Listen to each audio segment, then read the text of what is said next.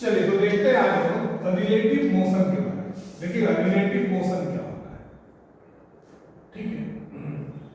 Relative motion थोड़ा सा और क्लियर लिखिए। रिलेटिव मोशन क्या है,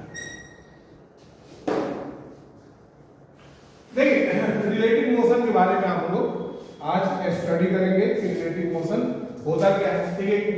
तो इसका कंप्लीट स्टडी हम आपको बता रहे हैं रिलेटिव मोशन क्या है, क्या फ्रेम ऑफ रेफरेंस होता है, मोशन एब्सोल्यूट क्यों नहीं होता है, मोशन रिलेटिव क्यों होता है। तो देखिए सबसे पहला चीज यहां पे पॉइंट हमको याद रखेंगे कि मोशन इज द, ठीक है कि नहीं,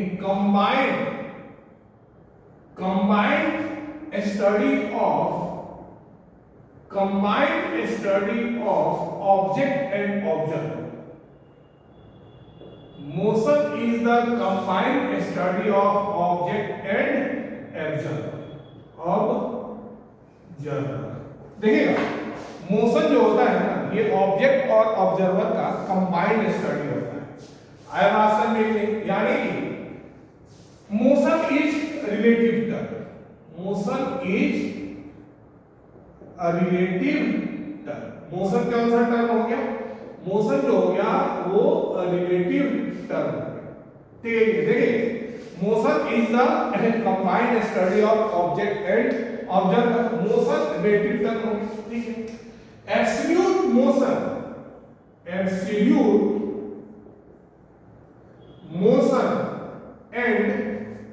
एब्सोल्यूट रेस्ट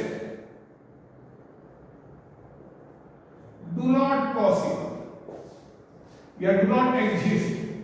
एब्सोल्यूट मोशन और एब्सोल्यूट रेस्ट जो होते हैं वो एग्जिस्ट नहीं करते हैं, याद रखिए, ठीक है कि ये सिर्फ और सिर्फ कैसा टर्म होता है, रिलेटिव टर्म होता है। देखो अब रिलेटिव मोशन पढ़ने के पहले हमारे पास दो चीजें हम यहाँ पे लिखा है, एक ऑब्जर्वर लिखा, ठीक है।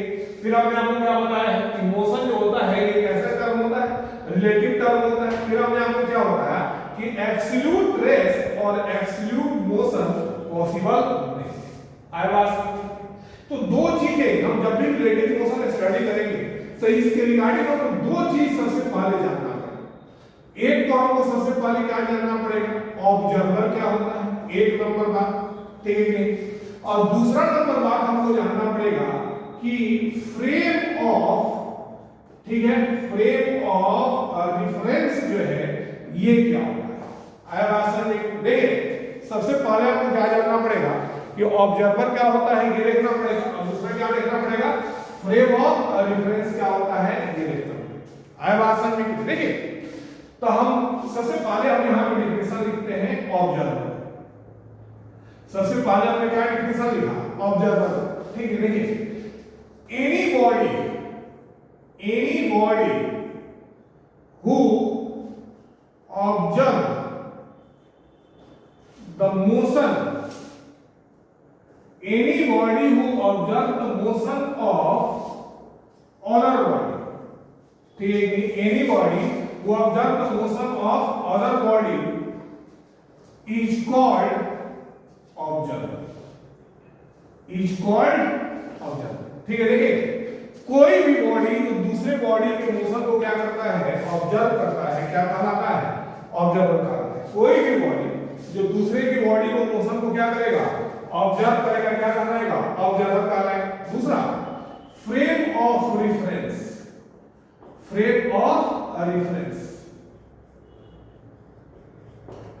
ठीक है। तो it is the place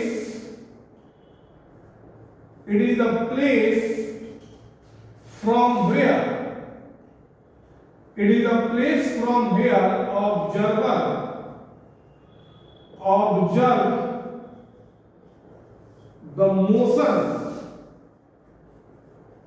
of body। देखिए रेफरेंस फ्रेम क्या होगा, ठीक है, यह एक ऐसा प्लेस जहां से किसी के मोशन को ऑब्जर्वर ऑब्जर्व करता है, इसी को हमने क्या नाम दे दिया, फ्रेम ऑफ रेफरेंस। आगे आवाज सुनेंगे, जैसे मान लो कि हम अर्थ से खड़ा होकर किसी के मोशन को ऑब्जर्व कर रहे हैं तो अर्थ में भी फ्रेम ऑफ रेफरेंस। ये जब बस में खड़ा होकर के किसी के मोशन को ऑब्जर्व कर रहे हैं तो बस में भी फ्रेम ऑफ रेफरेंस हो, ठीक है। तो इस तरह से हम लोगों ने क्या समझा कि फ्रेम ऑफ रेफरेंस क्या होता है, ठीक है, और ऑब्जर्वर क्या होता है। ऑब्जर्वर मतलब क्या होगा, कोई भी बॉडी जो दूसरे के मोशन को ऑब्जर्व करता है, इसको हमने क्या नाम दिया है, ऑब्जर्वर नाम दिया, ठीक है। देखिएगा तो हमने क्या लिखा था, सबसे पहला चीज हेडिंग हमारा क्या था, रिलेटिव मोशन, ठीक है। तो रिलेटिव मोशन में हमने सबसे पहला पॉइंट क्या लिखा कि motion is the combined study of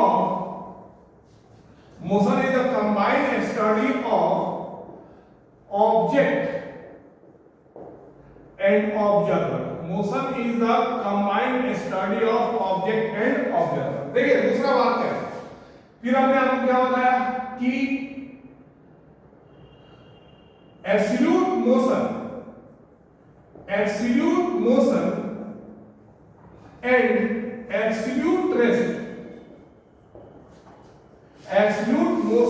absolute rest, do not exist.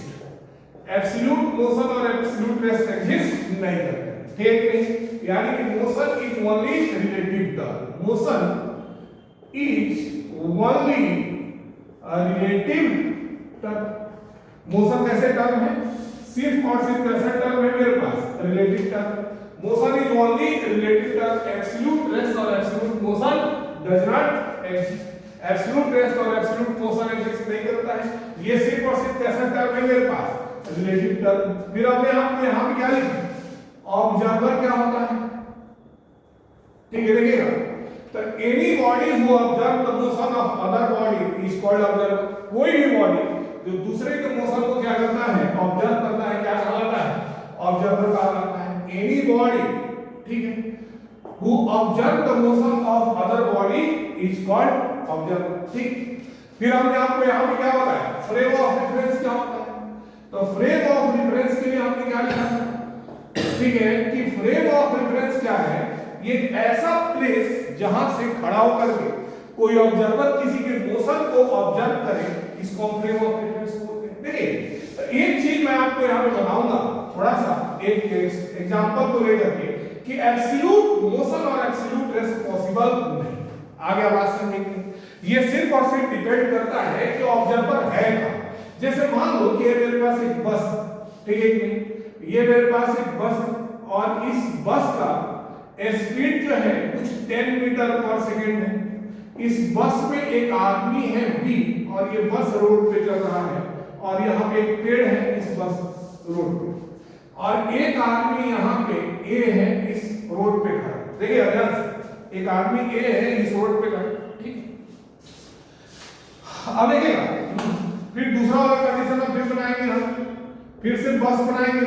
ये बस है, इस बस का वेलोसिटी कितना मीटर पर सेकंड है, 10 मीटर पर सेकंड। फिर से एक रोड पे एक पेड़ दिया गया है, ठीक, और फिर से एक आदमी बी है यहाँ पे, सॉरी, अब ये ए और बी ये दोनों कहां पे हैं, बस में।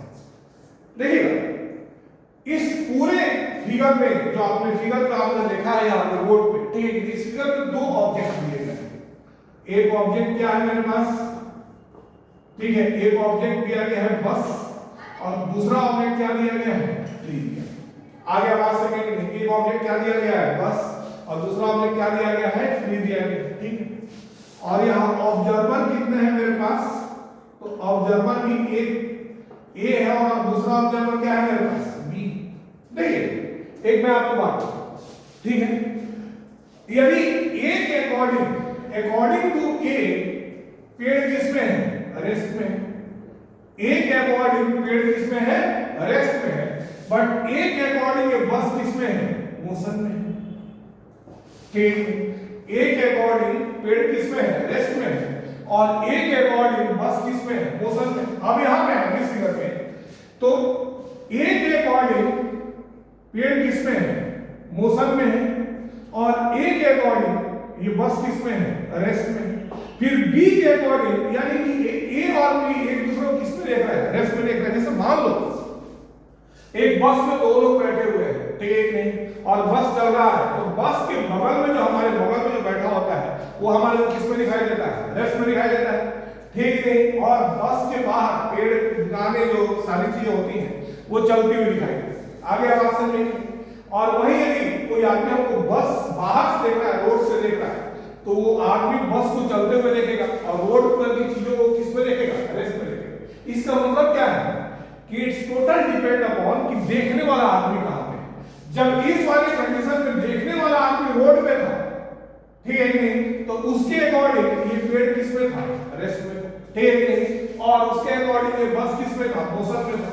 अब इसमें देखने वाला आदमी उसी फ्रेम में चला गया है, ये एक्सेलरेटेड फ्रेम में चला गया है, तो ये एक दूसरे को किस में देख रहा है, रेस्ट में देख रहा है, लेकिन ये पेड़ को किस में देख रहा है, मोशन में देख रहा है। तो देखिए जैसे ही हम ऑब्जर्वर का प्लेस चेंज कर रहे हैं, जैसे ही हम ऑब्जर्वर का क्या चेंज कर रहे हैं, प्लेस चेंज कर रहे हैं, तो जो रेस्ट में है क्या हो जा रहा है, मोशन में, और जो मोशन में हो क्या हो जा रहा है, रेस्ट में हो जा रहा है। आगे बात समझने के लिए, ठीक है, तो क्या हुआ, इस तरह से हम बोल सकते हैं कि नहीं, एब्सोल्यूट मोशन और एब्सोल्यूट रोड रेस्ट पॉसिबल नहीं है, ये सिर्फ और सिर्फ कैसे टर्म होते हैं, रिलेटिव टर्म होते हैं। आगे आवाज से में यानी कि टोटल डिपेंड्स अपॉन कि from where you observe the motion, ठीक है, आप कहां से किसी चीज को देख रहे हैं, ठीक है नहीं, तब आपको पता चलेगा। तो ये चीज आपको ध्यान में रखना होगा। अब आपको एक और बात बता, ठीक है, ऑब्जर्वर हमने आपको बता दिया, ठीक है, हमने आपको फ्रेम ऑफ रिफरेंस बता दिया कि फ्रेम ऑफ रिफरेंस होता क्या है, ठीक है, हमने आपको ये बता दिया कि the place from where observer observe the motion, फिर ऑब्जर्वर के बारे में बता दिया कि ऑब्जर्वर क्या होता है। आगे आवाज से कोई भी चीज जो दूसरे के मोशन को ऑब्जर्व करता है क्या कहलाता है, ऑब्जर्वर कहलाता है, ठीक है। देखिए यहां पे आप फिर से लिखेंगे फ्रेम ऑफ रिफरेंस, चाहे इसी को हम बोलते हैं रिफरेंस फ्रेम। देखिए तो फ्रेम ऑफ रिफरेंस कितने टाइप्स के हो गए, एक हो गया मेरे पास इनर्शियल, इनर्शियल और non accelerated frame of reference, ठीक है कि नहीं, आया बात समझ में कि नहीं। एक क्या हो गया मेरे पास इनर्शियल और non accelerated frame of reference, ठीक है। दूसरा नॉन इनर्शियल और एक्सीलरेटेड फ्रेम ऑफ रेफरेंस, दूसरा क्या हो गया। देखिए तो अब आप हमको समझाएंगे, तो इतना बड़ा हम जोर करके नहीं समझाएंगे, हमको सबसे पहला क्या समझाना है, इनर्शियल, ठीक है, इनर्शियल फ्रेम ऑफ रेफरेंस। तो ज्यादा मत देखो कि न्यूटन लॉ किसमें वैलिड है, ऐसे इसमें वैलिड होता है और सेकंड वाले में वैलिड नहीं होता है, बस ये याद रखो, ठीक है। जिस फ्रेम का एक्सीलरेशन 0 हो, याद रखो, जिस फ्रेम का एक्सीलरेशन क्या हो, 0 हो, इसको हम बोलते हैं इनर्शियल फ्रेम। आया बात समझ में कि ऐसा फ्रेम ऑफ रेफरेंस जिसका एक्सीलरेशन क्या दिया गया हो, 0 दिया गया हो, 0 हो या क्या नहीं हो, 0 हो, इसको हम बोलते हैं इनर्शियल फ्रेम ऑफ रेफरेंस। और दूसरा क्या हो गया, non inertial, non inertial frame of reference.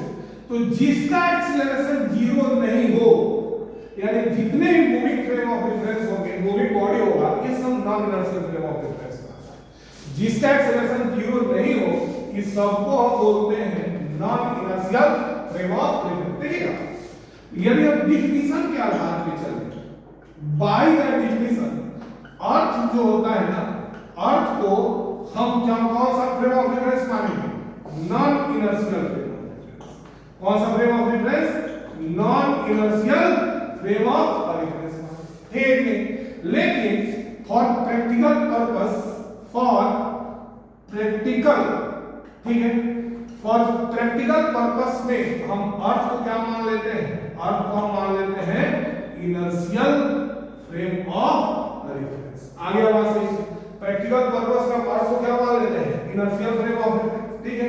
But by the definition अर्थ क्या होता है, non inertial frame of reference. चलिए अब हमारा काम क्या है, हमको रिलेटिव मोशन पे आते हैं, थोड़ा सा रिलेटिव मोशन पे बात करें, ठीक है, क्योंकि हमारा आज का जो टॉपिक था तो रिलेटिव मोशन का टॉपिक था और वहां पे आके हम उसको खत्म कर देंगे। बस देखिए रिलेटिव मोशन क्या होता है, देखिए रिलेटिव क्या क्या चीजें हो सकती है, सबसे पहला देखिए रिलेटिव क्या क्या चीजें हो सकती है। तो सबसे पहला चीज रिलेटिव पोजीशन हो सकता है, याद रखिए इसी को हम डिस्प्लेसमेंट बोलते हैं,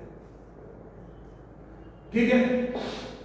रिलेटिव स्पीड या वेलोसिटी हो सकता है, स्पीड या वेलोसिटी हो सकता है। रिलेटिव क्या हो सकता है मेरे पास, एक्सीलरेशन हो सकता है, याद रखिए ये सारे ऐसे क्वांटिटी हैं जो फ्रेम ऑफ रेफरेंस को डिपेंड करते हैं, ठीक है। यानी कि रिलेटिव क्या होगा, पोजीशन हो जाएगा, रिलेटिव क्या होगा, स्पीड हो जाएगा, रिलेटिव क्या होगा, एक्सीलरेशन हो जाएगा, बट टाइम रिलेटिव नहीं होता है। जैसे आप कार में बैठे हो और आपके वॉच पे 4 बज रहा है, ठीक है नहीं, तो 4 ही बजेगा। यदि एरोप्लेन पे बैठोगे तो अभी कितना बजेगा, 4 बजेगा। आगे तो टाइम जो होता है ये फ्रेम ऑफ रेफरेंस पे डिपेंड नहीं करता, इसलिए ये रिलेटिव नहीं होता। बस एक छोटा सा चीज 10 मिनट और, ठीक है। देखिए जैसे मान लीजिए यहाँ पे एक ओरिजिन क्या है, ये ओरिजिन एक आदमी है, एक ऑब्जर्वर है जिसका वेलोसिटी है va और ये a पे है, और एक आदमी है b पर है और इसका वेलोसिटी कितना है, vb है। यहां से यहां का पोजीशन जो है xa है और यहां से यहां का पोजीशन क्या है, xb। देखिए ध्यान से, अब xba का मतलब होता है, xaba का मतलब क्या होता है, रिलेटिव। यदि वेक्टर यहां पे लिखें इसको पढ़ेंगे रिलेटिव पोजीशन, ठीक है नहीं, of b, relative position of b with respect to a। इसका मतलब क्या है, a b को कहां देख रहा है, a b को कहां देख रहा है, ठीक है। आया समझ नहीं, xba का मतलब क्या हुआ, relative position of b with respect to a। इसका मतलब क्या है, a b को कहां देख रहा है, तो xba निकालने का फार्मूला क्या हो जाएगा, वेक्टर ऊपर में लिखेंगे, xb अब माइनस में कितना हो जाएगा, xa। आगे आवाज समझ नहीं, इसी को हम बोलते हैं रिलेटिव पोजीशन। आया आवाज समझ नहीं, इसी को हमने क्या नाम दे दिया, relative position of b with respect to a। ठीक, देखिए आप क्या करो, इसको इक्वेशन नंबर 1 मानो, इसको इक्वेशन नंबर कितना होगा, 1 मानो, ठीक। अब इसको डिफरेंशिएट करो, differentiate equation 1 with respect to time, ठीक है। तो जब इसको डिफरेंशिएट करोगे तो vba इज इक्वल टू आएगा vb माइनस में वेक्टर ना, देखो इसका मतलब क्या हो गया, ठीक है। इसका मतलब क्या हो गया, relative velocity, relative velocity of b with respect to a। देखिएगा ध्यान से, यानी कि b का रिलेटिव वेलोसिटी किसके रेस्पेक्ट में, a के रेस्पेक्ट में। तो हमने सबसे पहले क्या बोला था कि रिलेटिव कौन कौन से टर्म होते हैं, ठीक, सबसे पहला बोला पोजीशन होता है, यानी इसी को हम डिस्प्लेसमेंट बोल सकते हैं। फिर हमने आपको क्या बोला था, वेलोसिटी या स्पीड होता है, ठीक है। फिर हमने आपको क्या बोला था, एक्सीलरेशन होता है। देखिए तो यहां पे पोजीशन निकल गया, रिलेटिव पोजीशन, ये मेरे पास रिलेटिव वेलोसिटी निकल गई। अब इसको बाबू आप इक्वेशन नंबर कितना मान लो, 2 मान, ठीक है। अब हम यहां पे लिखेंगे differentiating, differentiating equation number 2 with respect to time. देखिएगा तो इक्वेशन नंबर 2 मेरे पास क्या है, ये है, यानी कि vba इक्वल टू कितना आ गया, vb अब माइनस में। तो इसको जब डिफरेंशिएट करोगे, इसको जब डिफरेंशिएट करोगे तो वेलोसिटी का डिफरेंशिएशन क्या होता है, एक्सीलरेशन। आया समझ में नहीं, तो ab अब माइनस में aa, this is called relative acceleration. इसी को हम क्या बोलते हैं, relative acceleration of b with respect to a। तो देखिए आपको हमने क्या क्या चीज बता दी, इसको क्या बता दिया, रिलेटिव पोजीशन बता दिया, अब क्या बता दिया, रिलेटिव वेलोसिटी बता दिया, अब यहां पे क्या बता दिया, रिलेटिव एक्सीलरेशन। अब इसके आगे हम लोग नेक्स्ट क्लास में आगे